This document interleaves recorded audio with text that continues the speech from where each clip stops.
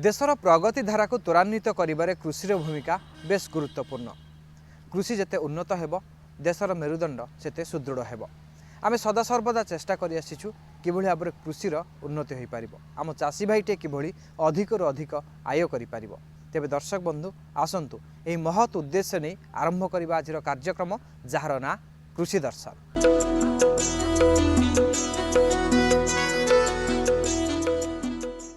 कृषि विज्ञानर उन्नति एवं गवेषणा द्वारा कृषि संपर्कित अनेक नुआ नुआ तथ्य दैनंदिन सामनाक आसुछि।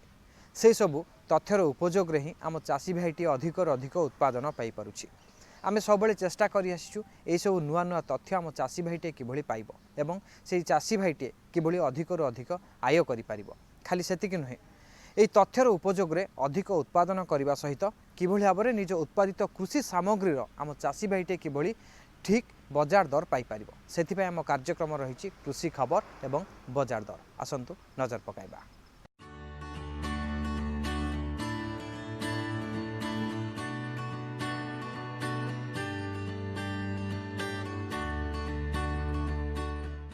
नमस्कार, कृषि खबर को स्वागत। इंटरनेटर आजिर जुगरे प्रजुक्ति विद्यार प्रयोग करी सरकार सबुबले चाषी भाई मानक नुआ नुआ ज्ञान कौशल जोगाई आछंती। आमे मध्य से दिगरे दुई पाद आगे जाई सबुदिन चाषी भाई को जणै थाउ किछि नुआ नुआ तथ्य आमर ए कार्यक्रम माध्यम रे, जार ना हेउछि कृषि खबर। रंगीन माछ उत्पादन और बिक्री प्रकल्प पई प्रोत्साहन, बजार भित्तिक कृषि पई गोष्ठी गठन, मिश्रित चाषरे सफलता, काकुड़ी किसम प्रिया, शक्ति चालित मका अमल यंत्र, मृत्तिका स्वास्थ्य कार्ड, अण बासुमती चाउल रप्तानी एवं पाणीपाग। कृषि और यार आनुषंगिक धंदा माध्यम रोजगार सृष्टि पई सरकार विभिन्न योजना प्रोत्साहन प्रदान करुछंती। रंगीन माछ अबा आलंकारिक माछ चाष एवं बिक्री पई सरकार सहायता प्रदान करुछंती। या सहित माछ बिक्री पई मध्ये व्यवस्था करबाकू प्रोत्साहन दिया जाउछि। तेणु एभली प्रकल्प पई प्राय 10 लाख टंकार सहायता दिया जाउछि। जमी जमार समस्त तथ्य एवं बैंक ऋण प्रदान नहीं सम्मति पत्र मिलवा परे मत्स्य विभाग सहित जोगाजोग करी आपण ए सहायता पाई परिबे। आजिकाली रंगीन माछर भल चाहिदा थिबा और आक्वेरियम तैयारी करी बिक्री करी उद्योगी माने भल लाभ पाई पारुछंती। एबे बजार भित्तिक कृषि उपरे अधिक गुरुत्व प्रदान करा जाउछि, कारण बजार रे जैविक उत्पादर भल चाहिदा रहिछि। तेणु विभिन्न प्रकार जैविक उत्पाद पई गोष्ठी गठन कले चाषी भाई माने सरकारी सहायता पाई परिबे। निज पई सेमाने स्वतंत्र बजार सृष्टि करि परिबे। विष रहित खाद्य सामग्री उत्पादन करी अधिक मूल्य मध्य पाई परिबे। तेणु गोष्ठी भित्तिरे उन्नत मानर खाद्य सामग्री उत्पादन करी चाषी भाई माने अधिक लाभवान होई परिबे। एवं जुग आगेबा सहित वर्तमान आमर खाउटी मानकर जो चाहिदा रही विशेषकर पनीपरिबा एवं तेल डाली चाउल एसबू जिनस आमर बजार में बर्तमान ऑर्गेनिक बा जैविक पदार्थर बहुत चाहिदा रही जो कि आम प्रथम गोष्ठी तैयारी करिबा, जहाँ को आम कहूचे जे कमोडिटी इंटरेस्ट ग्रुप बा आमर धरतु पनीपरिया चाषी गोटे आम समूह तैयारी करिबा, गोष्ठी तैयारी करिबा एवं से ग्रुप माध्यम जदि आम चेष्टा करिबा सरकार जो सुविधा सुजोग रही ताकू आम पाइबा सहित आम केमती बजार निज पई तैयारी करिबा सेटा हला आर मूल लक्ष्य। आजिकाली मिश्रित चाषरू अधिक लाभ मिलुछि। आउ ए क्षेत्र में सफलता पाइथिबा एही चाषी भाई जनक हेउचंती देव प्रधान। गंजाम जिले में तांकर घर, चाषबास प्रति तांकर यथेष्ट आग्रह रही। एबे काजू चाष करिसेंती, ता मझिरे अंत फसल भावे सोरिष, मुग, कांदुल और अमृतभंडा चाष करिसेंती। एथिरु प्राय 3 लाख टंका आय करिवे बोली से आशा रखिसेंती। आगकू काजू गछरे फल आसिले अधिक आय हेबो। पूर्वर अन्यान्य फसल और गोपालन बेसी लाभ मिलू नथिबा बेले एबे एथिरु अधिक आय करिवे बोली से आशा रखिसेंती। ए क्षेत्र में निजर सफलता और अभिज्ञता विषय से कहती। एबे वर्तमान मु काजू लगेछि। काजू गछ लगैला पर मु अन्य किछि फसल करिया चाहिए, किंतु जलसेचन सुविधा नथिला। एबे करेंट आसियारु ए वर्ष मु काजू भितर इंटरक्रॉप करी मु सोरिष हेक्टरटे, मुग 2 हेक्टर, कांदुल प्लस अमृतभंडा मु लगेछि। मु आनुमानिक 70,000 खंडे खर्च कर प्राय मु 3 ଲକ୍ଷ ପରେ ପାଇବି ବୋଲି ମୁଁ ଆଶା ରଖିଛି। ଆଜିର ପରିବେଶରେ ପ୍ରକୃତି ନିଜ ରୂପ ସବୁବେଳେ ବଦଳାଇ ଚାଲିଛି। ଯେମିତି ପାଣିପାଗ ଉପରେ ପରିବେଶର ପ୍ରଭାବ। ପାଣିପାଗ ବଦଳିଗଲେ ଚାଷ ପଦ୍ଧତି ମଧ୍ୟ ବଦଳିଯାଏ। ତେବେ ବର୍ତ୍ତମାନ ଆପଣଙ୍କ ପାଇଁ ରହିଛି ପାଣିପାଗକୁ ନେଇ କୃଷି ପରାମର୍ଶ। ଆମ ରାଜ୍ୟର ଜଳବାୟୁରେ ଚାଷ ଉପଯୋଗୀ କାକୁଡ଼ି କିସମ ପ୍ରିୟା ଓ ସୁପ୍ରିୟା। ଗୋଟା ମକାରୁ ମଞ୍ଜି ଅମଳ କରିବା ପାଇଁ ଶକ୍ତି ଚାଳିତ ମକା ଅମଳ ଯନ୍ତ୍ର। ଏହାଦ୍ୱାରା ଘଣ୍ଟାକୁ 5 କ୍ୱିଣ୍ଟାଲ ମକା ମଞ୍ଜି ଅମଳ ହୋଇପାରୁଛି। ମାଟିର ଉର୍ବରତା ଏବଂ ଉତ୍ପାଦିକା ଶକ୍ତି ଜାଣିବା ପାଇଁ ମାଟି ପରୀକ୍ଷା କରି ମୃତ୍ତିକା ସ୍ୱାସ୍ଥ୍ୟ କାର୍ଡ ହାସଲ କରନ୍ତୁ। ଅନୁମୋଦନ ଅନୁସାରେ ପରବର୍ତ୍ତୀ ଫସଲ ପାଇଁ ଖତ ସାର ପ୍ରୟୋଗ କରନ୍ତୁ। ଚଳିତ ଆର୍ଥିକ ବର୍ଷର ଗତ 7 ମାସ ମଧ୍ୟରେ ଆମ ଦେଶରୁ ବିଦେଶକୁ 61,23,000 ଟନ୍ରୁ ଅଧିକ ପରିମାଣର ଅଣ ବାସୁମତୀ ଚାଉଳ ରପ୍ତାନି କରାଯାଇଛି। ଆଜିର ପରିବେଶରେ ପ୍ରକୃତି ନିଜ ରୂପ ସବୁବେଳେ ବଦଳାଇ ଚାଲିଛି। ଯେମିତି ପାଣିପାଗ ଉପରେ ପରିବେଶର ପ୍ରଭାବ। ପାଣିପାଗ ବଦଳିଗଲେ ଚାଷ ପଦ୍ଧତି ମଧ୍ୟ ବଦଳିଯାଏ। ତେବେ ବର୍ତ୍ତମାନ ଆପଣଙ୍କ ପାଇଁ ରହିଛି ପାଣିପାଗକୁ ନେଇ କୃଷି ପରାମର୍ଶ। ରାଜ୍ୟର ପାଗ ଶୁଖିଲା ରହିବା ସହିତ କେତେକ ସ୍ଥାନରେ ଘନ କୁହୁଡ଼ିର ସମ୍ଭାବନା ରହିଛି। ତାପମାତ୍ରା ଜଗତସିଂହପୁର ସର୍ବନିମ୍ନ 12 ଓ ସର୍ବାଧିକ 28 ଡିଗ୍ରୀ ସେଲସିୟସ୍, ଭଦ୍ରକ 10 ଓ 28, ବଲାଙ୍ଗୀର 7 ଓ 27 ଏବଂ ମାଲକାନଗିରି ସର୍ବନିମ୍ନ 9 ଓ ସର୍ବାଧିକ 30 ଡିଗ୍ରୀ ସେଲସିୟସ୍ ରହିବାର ପୂର୍ବାନୁମାନ କରାଯାଇଛି। କୃଷି ପରାମର୍ଶ। ବାଇଗଣ ଓ ଟମାଟୋ ଫସଲରୁ ଗଣ୍ଠି ଓ ଫଳବିନ୍ଧା ପୋକ ଦମନ ପାଇଁ ଏକର ପ୍ରତି 20ଟି ସଂଘ ଆକର୍ଷକ ଜନ୍ତା ବସାନ୍ତୁ। କୃଷି ଖବର ଆଜି ପାଇଁ ଏତିକି। ପରେ ପରେ ରହିଛି ବଜାର ଦର।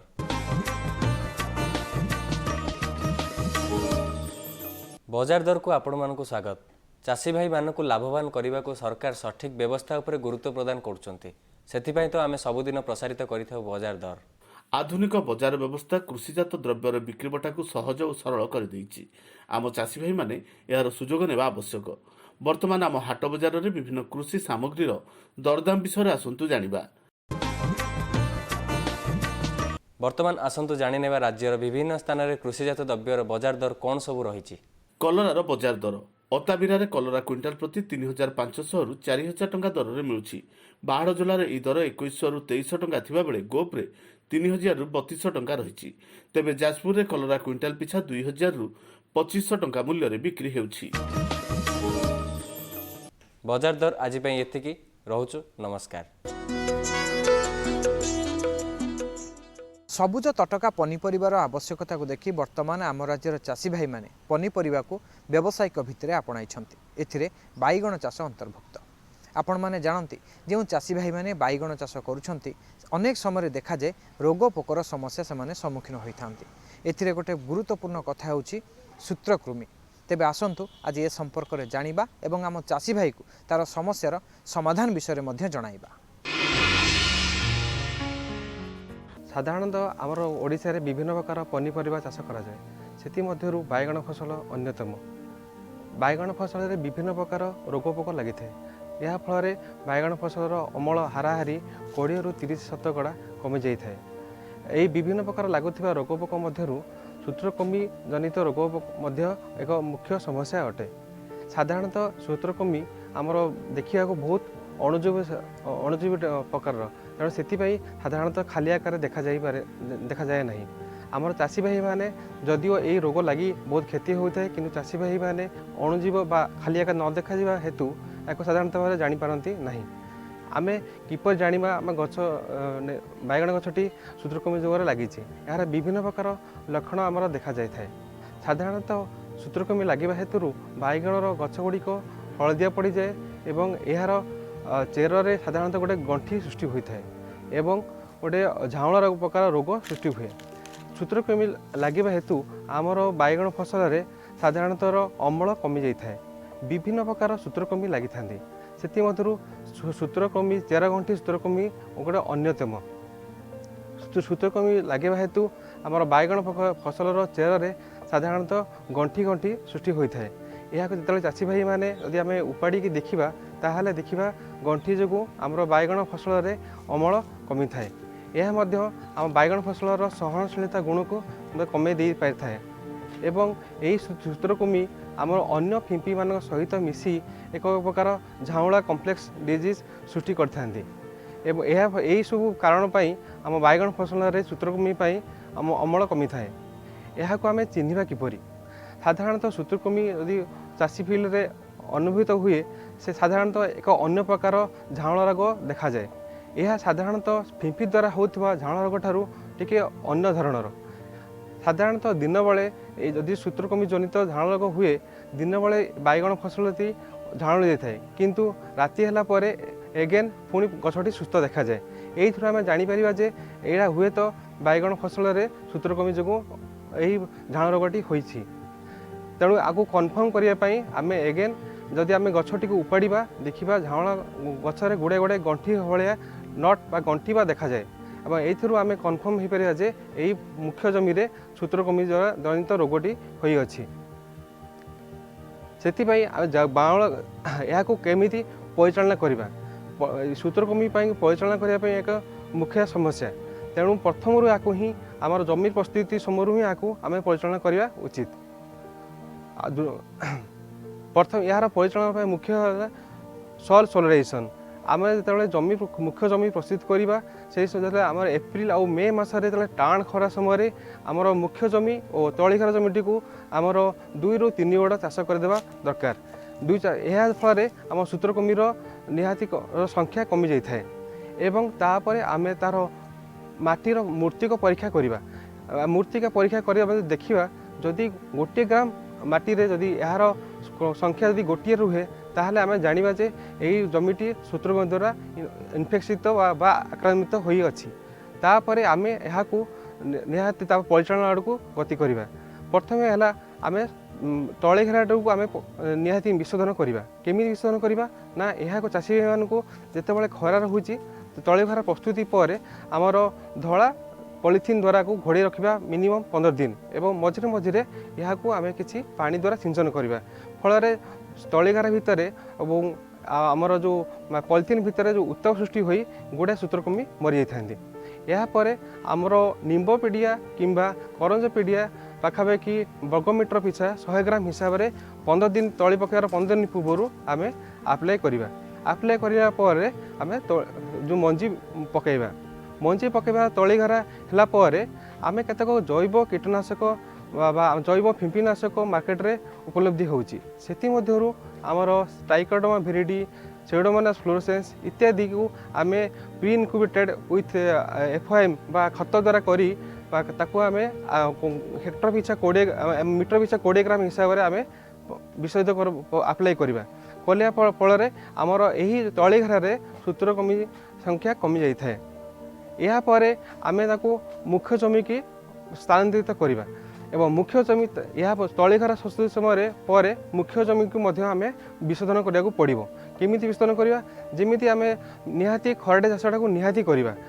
खराटे चाष मुख्य जमी को 2 ରୁ 3 गड़ एप्रिल और मे खरा समय जिते प्रथम वर्षा आसो तापर 2 ରୁ 3 थर आम खराटे चाष करवा। खराटे चाष करापर यापर आमर निम्ब पीडिया किंबा करंज पीडिया आमर हेक्टर प्रति पाखापाखि 10 क्विंटाल आम आप्लाय करवा। आप्लाय करिया फल यार नेमाटोडर जनित संख्या गंठी संख्या नेमाटोड संख्या कमी जाए। यापर आमको मुख्य जमी ट्रांसप्लांटिंग करवा आम जो रोपण करवा जो तली को घर आनी मुख्य जमी रोपण करवा। रोपण कला बेलू आम तली घेरा को आम 0.2% मोनोक्रोटोफॉस किंबा कार्बोसल्फान द्रवण पाखापाखि अध घंटा खंडे बुड़े रखिले फल जदि बा किसी इन्फेक्शन बा नेमाटोड यदि आसी था चेर द्वारा ताहले सेठी मृत्यु घटे।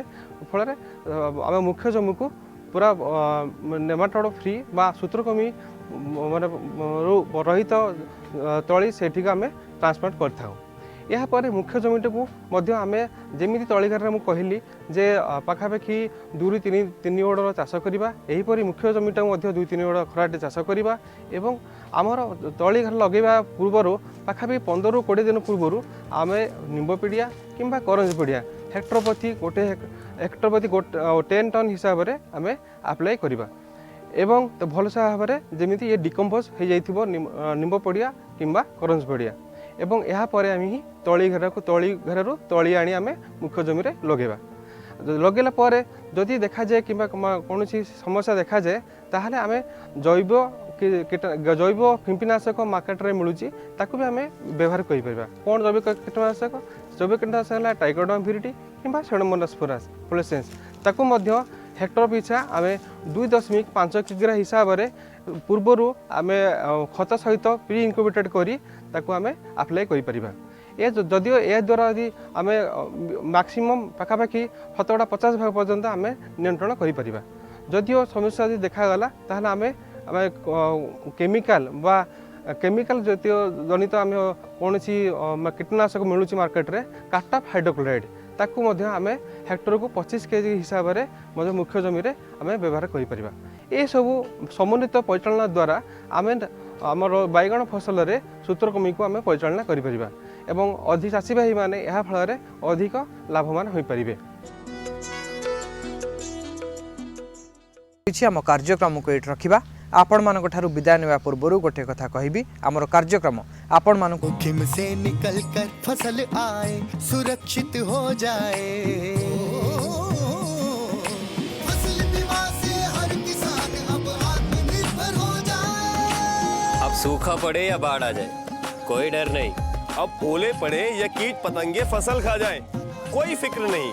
अब कैसी भी आपदा हमारी फसल पे आ जाए क्षति होने पर हमारे दावों का उचित भुगतान मिलता है क्योंकि हमने लिया है प्रधानमंत्री फसल बीमा। बुआई से फसल कटाई तक हर जोखिम का दावा, न्यूनतम प्रीमियम पर अधिकतम भुगतान का वादा। योजना से हर साल जुड़ रहे हैं 5 करोड़ से ज्यादा किसान। अब आपकी है बारी। नजदीकी कृषि कार्यालय, सहकारी समिति, बैंक शाखा, अधिकृत बीमा कंपनी या जन सेवा केंद्र में स्वेच्छा से करा सकते हैं पंजीकरण।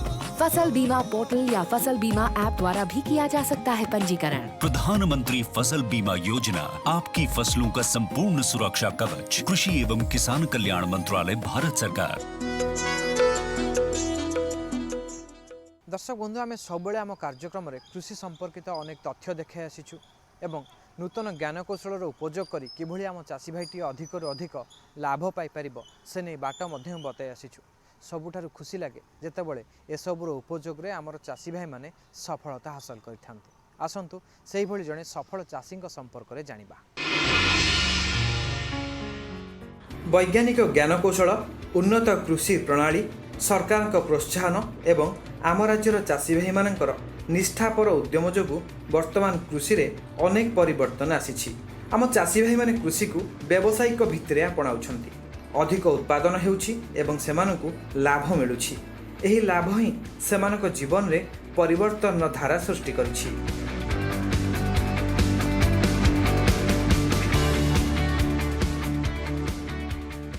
कृषि कार्य करी जो केते जण चाषी सफलता हासिल करिसंती सेमानक मध्यरु जणे हेउछंती खोर्धा जिला गोविंदपुर गाँवर सफल चाषी अरुण कुमार महापात्र। विभिन्न शस्य जातीय फसल सह ऋतुकालीन विभिन्न प्रकारर कृषि कार्य से करती। धान, चीनाबादाम, सोरिष, सूर्यमुखी आदि तांकर चाष अंतर्भुक्त। वर्तमान से सबू को व्यावसायिक भित्तिरे आपणाइछंती। 30 वर्ष चाष करने मु धान आगु धान चाष केवल करूँ आगु आ फसल फसल किसी कर जो कृषि चाष सहायता मुझे बोर पल्ट कर पोखरी गोटे भी कर से पोखरी जो पानी जो आसिक पहुँचला से मु रबी फसल किसी चिना बादाम करे सोरिष भी करे। सबुठारु बड़ कथा हेउछि 30 वर्ष हेब सफलतार सहित से कृषि कार्य करि आसुछंती। ए सबु पछरे तांकर निजर उद्यम, सरकार को प्रोत्साहन बेस सफलता आनी देछि। धान, चीना बादाम, सोरिष वर्तमान से करिछंती। खाली सेतिकी नुहे एठारे पोखरीटीए मध्य खोलिछंती। आउ एथिपाई सरकारक तरफरु तांकु साहाय्य सहयोग जोगाई दिया जाइछि।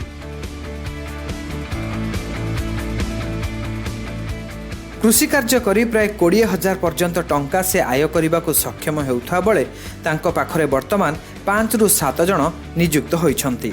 एहा ही कृषि क्षेत्र में सबुठारु बड़ कथा बोली कहा जाय पारिबो।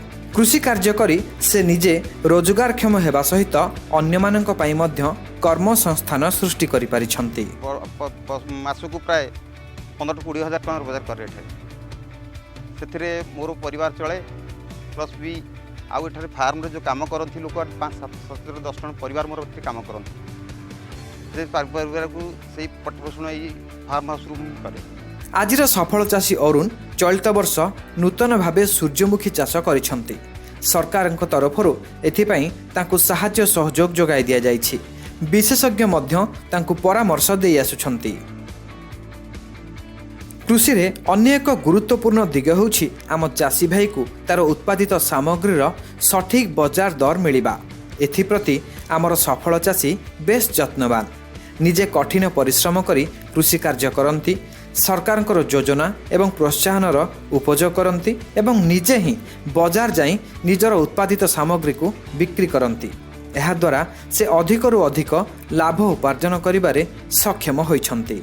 एठारे मोर जो फसल हुए मु ताकू निजे मार्केटिंग करे, निजे मार्केट को जाए, निजे मार्केट रे बसले एठे जो व्यापारी आसिक नियंती आ कम भाव रे चाषी पाए से जिनसठी हुए नहीं। मोर मु निजे बिक्री बटा द्वारा करे, मो फसल मार्केट रे भल भी चाहिदा थाए आमर ग्रोथ नहीं। जैविक उपाय कृषि कार्य करिवा पई सरकार तरफରୁ चाषी भाई मानकु सचेतन करा जाउछि। ए क्षेत्र रे सफल चाषी अरुण गोटे पाद आगरे अछंती। से कृषि क्षेत्र रे जैविक सारर व्यवहार करूछंती। आज्ञा आम जिते आग फसल आरंभ करूँ आग से माटी परीक्षा करूँ, कृषि सहायता माटी परीक्षा करापर से अनुसार अभाव अच्छी कि जिंक अच्छी कि बोरन कौन अभाव अच्छी से तुलन में आम परीक्षा कलापर जहाँ आमको आवश्यक से सार अनुसार ग्रहण से बजाय कौन हुए आमको कम खर्च हुए। आम अधिका सार मन मुताबिक दे पार्बनी, जी सार आवश्यक से करूँ से खर्चटा कम हुए, आय भी सफिसीयंट हुए आमको जहाँ आज से कृषि क्षेत्र में सफलता हासिल करिसेंती। एही सफलता ही तांकु आनी देइछि स्वतंत्र परिचय।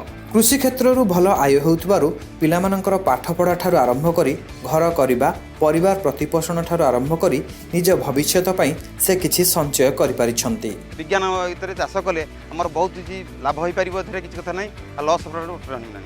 आउ गोटे जिनस कहूँ आपण हताश हूँ, हताश हो गले चाषी दुर्बल हो गला। प्रकृत रे कृषि रे ही रहिछि सफलता।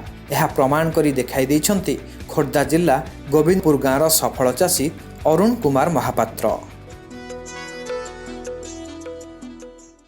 दर्शक बंधु आपण माने जानती प्रति शुक्रवार आम कृषि दर्शक बंधु आपण माने जानती प्रति शुक्रवार आम कार्यक्रम रे विशेष पर्व ता हेउछि फोन इन। चलित सप्ताह में आमर फोन इन कार्यक्रम रही। आमर फोन इन कार्यक्रम विषय वस्तु होउछि प्राणी पालन रे सरकारी प्रोत्साहन। एथिपाई आपण माने आमको फोन करि परिबे।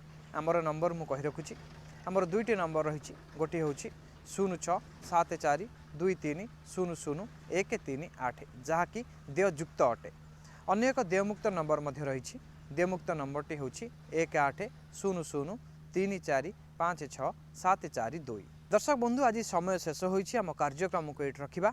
आपण मानक ठारू विदाय नेबा पूर्व गोटे कथा कहबी, आमर कार्यक्रम आपण मानकु किभଳି लागिला से नहीं आमको चिठी निश्चय लिखंतु। आमको चिठी लिखिबा पई ठिकाना हेउछि कृषि दर्शक मार्फत उपमहानिर्देशक दूरदर्शन केन्द्र भुवनेश्वर 751005। आमर ईमेल एड्रेस होउछि kdbbsr@hotmail.com।